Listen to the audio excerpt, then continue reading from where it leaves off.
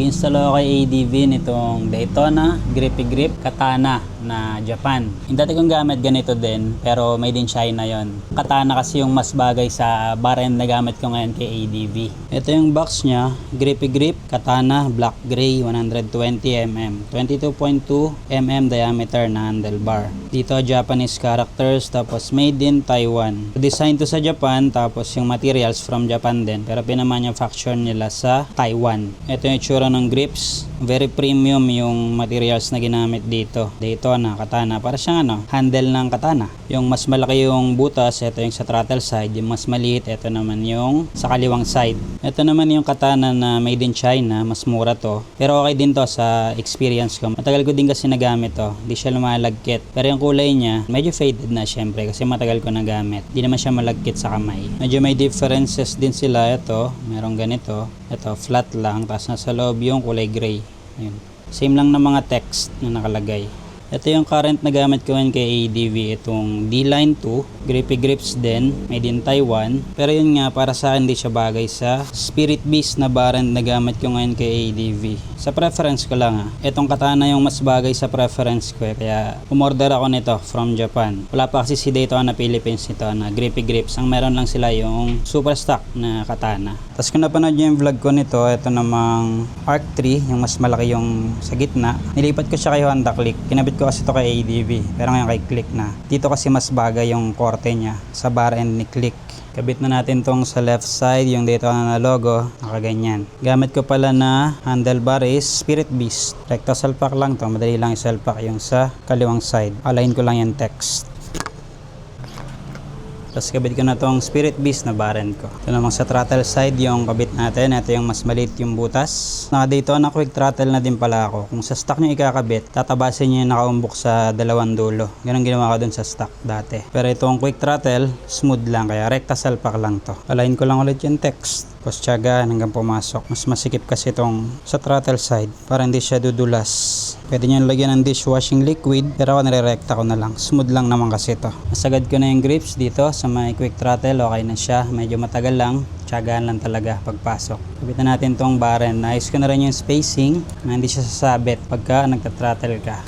Torque na lang natin to ng 10 Nm. Yung kabila na torque ko na din. Ayan ang sabit yan pag magta-throttle. Diskarte lang sa spacing kung anumang barend ang gamit nyo. Pugi talaga nitong katana Mas bagay sa barend ko. Pero personal preference ko lang naman yan. Depende naman din yan sa tingin nyo kung ano yung mas bagay sa motor nyo syempre. Yung isa ko palang grips na dati kong gamit kay ADV, yung Grippy Grips na D-Line 2. Doon ko naman siya ikakabit sa bago naming motor ni OBR. Nakita nyo naman siguro or kung napansin nyo doon sa intro ng vlog. Medyo kita siya. Tapos papasyal din ako ngayon doon sa casa. Picture ko yung mga torque specs sa shop manual nila para pagka nag-maintenance ako doon sa bagong motor namin. Standard. Ngayon ito tetestingin ko pa lang kasi ngayon pala ako makatry nga ng Grippy Grips naman na katana kasi yung dati ko nga is yung super stock nila. Sa iba yon mas mura, 350 yon. Ito naman Grippy Grips is less than 1K ang presyo nito. Pati yung Arc 3 tsaka yung D-Line ganun din ang presyohan, less than 1K. Yung Arc 3 actually yung maganda kasi may umbok yun dito, hakab na hakab sa kamay mo yung pagkakakorte niya. Hindi ko lang talaga na test kay ADV na super long ride yon, siguro mga around 100 kilometers. Sarap niya sa kamay, hindi lang talaga bagay dito sa barend ko kasi kung mapapansin nyo kay Honda Click mas bagay siya, kaya doon ko na lang nilagay. Kaya ito yung mas napili ko, yung katana na style para dito sa barend. So yun lang naman sa grips. Tapos quick update na rin sa Speed Tuner DDC. Kung napanood nyo yung vlog, yun yung gamit ko ngayon. Ilang kilometers na ba ako?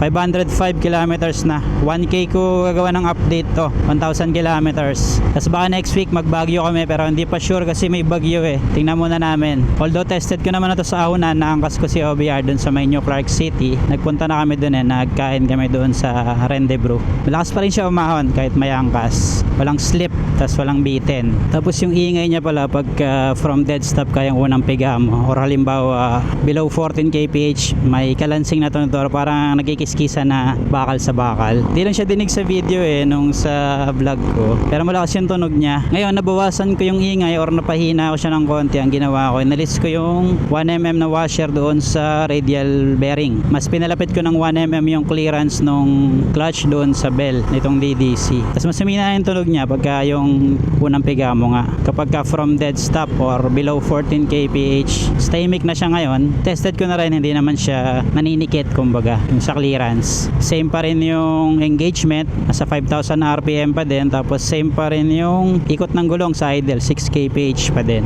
Feeling ka magbabago lang yung engagement nito tsaka yung idle speed na engagement niya. Kapag binago mo yung total weight nung mga shims, doon lang siya magbabago talaga. Sa clearance adjustment gamit yung mga washer, nagtry din kasi ako ng iba-ibang washer doon sa radial bearing, 1mm, 2mm, 3mm, pare-pares lang, walang difference. Ang nagbabago lang yung ingay niya pag unang piga. Pag mas malayo yung clearance, yun ang pinakamaingay. Pinakamalapit na clearance, yun yung pinakatahimik, yun yung gamit ko ngayon. Walang washer doon.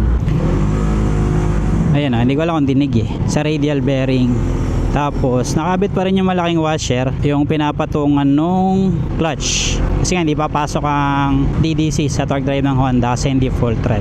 Yun yung mga observations ko so far sa DDC. Gas consumption mas tumipid yan, 40 kpl ngayon. Dati naglalaro lang ako sa 38 to 38.5. Same pa rin yung throttle habit pero mas tumipid siya. Same ko na cruising RPM, mas mataas yung speed. Mas maganda kasi yung power delivery niya pagka nakabuelo na. Kada bigay mo, kapit talaga. Walang power loss pagka nakabuelo na. Sa arangkada, smooth pa rin. Saktong-sakto lang yung arangkada. Pero hindi naman yung tipo na sobrang bagal na mabibitin ka. Mabilis pa rin, pero mas smooth yung pakiramdam ng acceleration. Ito na ako sa kasa. Picture natin ang torque specs sa shop manual.